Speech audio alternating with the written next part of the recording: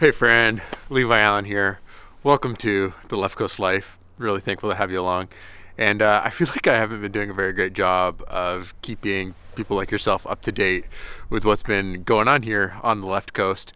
So I'm going to try to remedy some of that in this video. And I actually wouldn't be attempting this even at all, except the power on this whole hillside just went out. So I should be downstairs editing the series, and I can't be editing the series right now because all the power went out, and I figured what better a time than to try update you on the craziness and the bumpiness that's been this month so far. I feel like there's a lot of new people. Well, I don't feel, I know, because I look at the numbers and I can see that there's quite a lot of new people here. And so I just want to make sure that you know who I am and what I've been up to. Essentially, I just make adventure films. And right now I've been like entirely self-funding them. We ran a Kickstarter for the series we're working on now, which only covers like a portion, like a small fraction of the cost. But yeah, I really believe that adventure films are really important, and that's what I get really excited about making. And so I've kind of just decided I'm not going to wait for permission to start making films that I care about. And if I'm going to be this thing called a filmmaker, why not do whatever I can to start making the films I want to in the first place? So that's kind of like my approach to this. And so in the midst of that, I've been trying to like grow a business so I can pay to make the films that I want to. And I mean, as a filmmaker and as someone who wants to focus on story, it's sometimes hard to balance all the business stuff along with the story stuff and like actually wanting to just do things that are awesome and can make a difference. So that's kind of who I am. I've made this film last year. We released it in December of 2015 called Untethered. Poured my heart into that thing and like all my money. And so now we're trying to release a series. The first episode is going to be coming out March 8th. And right now it's like February 20th. So we're getting very, very close to the first episode going out. And I'm really excited. This is all like new to me, this whole doing a series thing. But in the meantime, like trying to self-fund all this stuff has been, I don't want to say, I don't want to use the word stressful, but it's been like an interesting progression of like events as things unfold and things like that. And so particularly the beginning of this year, well, kind of like through Christmas time in like December, the finances of our whole operation were like extremely tight, almost down to zero, getting down to zero, several occasions tight. And I mean, I'm all trying to just play this out in the best way of like balancing risk as possible. So I'm always like evaluating risk and acknowledging, okay, if this and this goes bad, I can sell this and this and we can get some cash flow again. Like I could sell the van, I could do, well, we'll get to that thing about the van in a moment. I'm not trying to be like recklessly risky with the financial decisions we're making. I'm just trying to like leverage where my wife and I are to the best abilities that we can, so that way we actually do things that matter with our lives. And that hasn't meant the most security in the past 4 months or even the past year. And that's definitely been like a challenge because I love security and I love being someone like who provides security. And so starting my own business and deciding that I'm just gonna go at this full on and see if we can make something out of it has been an interesting process, and definitely one that has taken some careful discussions. And I want to build a business that can like generate lots of revenue, but at the same time I don't want to compromise on the values, and I don't want to like get into a scarcity mindset where I feel like I have to take on projects that are meaningless, but at the same time I need to take on projects so that the way the business keeps going. Yeah. And so we kind of like, we were in a like, I mean, especially when you're doing freelance client work, if there's not a current project that's ending, or if you're in between like project start and deadline, and depending what the payment schedule's like, sometimes things can get pretty dry. And so we were in one of those like really dry times, essentially since like before Christmas. Yeah. Since like October.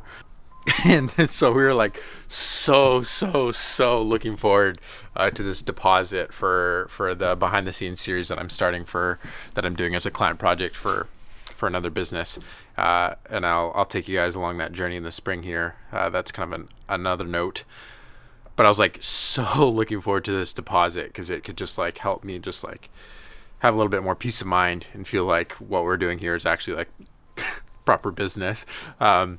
And the day the deposit comes in, I'm going down to the bank to actually move funds from the business account to our family account, and the van breaks down.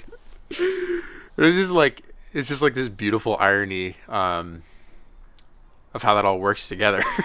I don't think it's like huge what went wrong with the van. For those that are curious, I'm pretty sure it's the starter. Like the day that you think security is coming, like life just kind of throws you some other curveballs.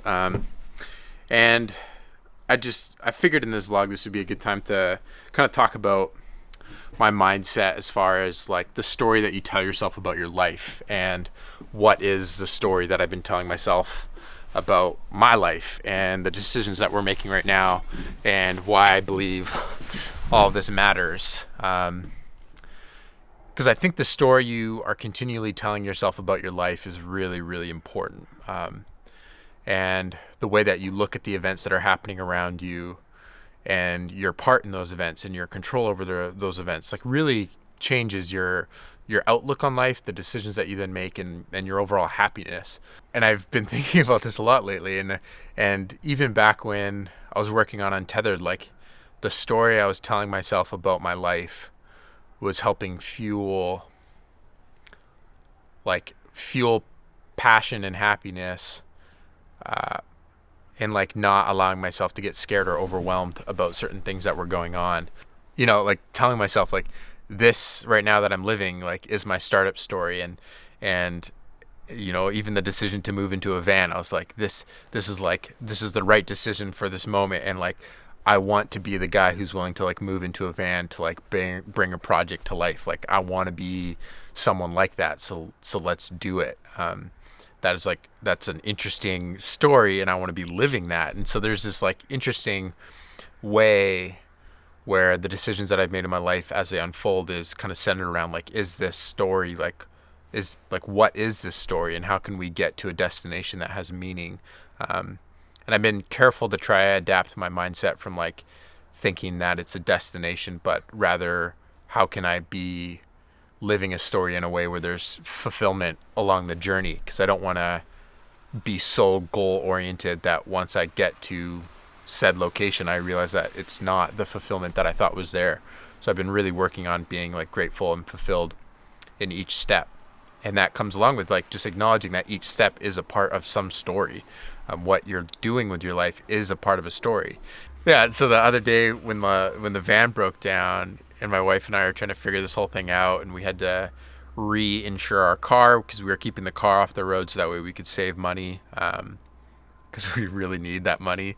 Yeah, I was just saying to my wife, like shoot, I'm not vlogging today, so it's not even like this whole conflict thing can be like used for something, for the better purpose of the story that we're telling on this vlog. Like, it's just gonna be a little moment that I'm capturing with my phone, and I can't like get the rawness of it. And getting that rawness of this journey is one of the most challenging things, I think, for me. Because I love to be someone that focuses on the upside, that focuses on the positivity, that focuses on how each moment can be a moment in the story that ends up working out for good. That's the way that I love looking at life. And so it makes it really challenging to share sometimes like the weeks that are really hard, just because it just feels like you're not making progress, or it feels like the work you're doing doesn't have meaning, and it feels like your career is not going to work out. Like, those moments are harder to share. Yeah, I don't know how to like go about that process in sort of this vlog format. You don't get to choose the cards you're dealt in life. So in my humanness, in the mistakes that I'll inevitably make on this journey, how am I going to handle that in the way that I display and tell stories through the videos I make, and what I choose to share? Because my life is not an open book. Every component of my life isn't displayed on the internet. There's a small fraction of my life, the making of things and adventures and things like that I share. But the reality is, like, it's like so much of my life is not out there. And I don't think that's a bad thing, but I just think it's interesting to then decide, okay, like, it's impossible to share the entirety of like your existence through videos like this. So how do you go about sharing? Like, how do you go about deciding the balance of like good and bad, and like communicating that in a way that doesn't seem like whiny or like complaining? I like absolutely hate complaining. If there's one thing that I like complain about myself. It's people that complain. Like it just drives me nuts. Like complaining just like takes everyone down, and I really do not enjoy it. Anyhow, that's kind of this monologue. That's going to be my thoughts for now. The thoughts have been in my head for a while, and I've kind of been wanting to like talk about them, I guess. I'm going to go write for a little bit, and hopefully we can pick up the van later today.